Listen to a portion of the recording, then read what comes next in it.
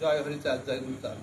দেখুন, আজ থেকে কয়েক যুগ আগে সত্য ত্রেতা দাপর কলি, এই 4 যুগে, সত্য যুগে ত্রেতা এবং দাপরে স্বয়ং নারায়ণ রাজকুলে অবতীর্ণ হয়েছেন এবং রাজকুলকে উদ্ধার করেছে এবং রাজগৃহে জন্ম নেওয়াতে উনার প্রতিভা অতি সহজে সারা বিশ্বে ছড়িয়ে পড়েছে। উনি দেখলেন যে কলিতে আমি রাজকুল ছেড়ে একটু দরিদ্র কুলের দিকে অগ্রসর হব। তাই কলিযুগে গৌরঙ্গ মহাপ্রভু আমার গৌরঙ্গ মহাপ্রভু আসলেন, দরিদ্র বিরামণের গৃহে অবতীর্ণ হলেন এবং সেখানে থেকে উনি দরিদ্র পিছিয়ে পড়া সমাজকে উদ্ধার করার মনে বাসনা জাগলেন, কিন্তু সেই চেষ্টা ওনার বৃথা যায়। অবশেষে উনি ওই শানকোণে শাপলাডা গ্রামে যশবন্ত বৈরাগীর গৃহে অবতীর্ণ হলেন।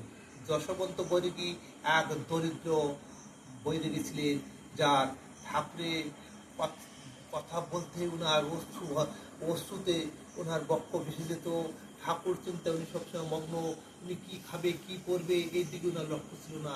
এবং চরিত্রমান বৈরাগীর গৃহে আমার হরিচাঁদ ঠাকুর আবির্ভাব হওয়ার আশা প্রকাশ করলেন এবং এলেন এবং অতি নিম্নে না নামিলে কিছু অবতার এইটাও প্রকাশ করার চেষ্টা করলেন যে নিচেতে নামিয়ে আমি নিজকে করিব উদ্ধার, অতি নিম্নে না নামিলে কি বা প্রয়োজন।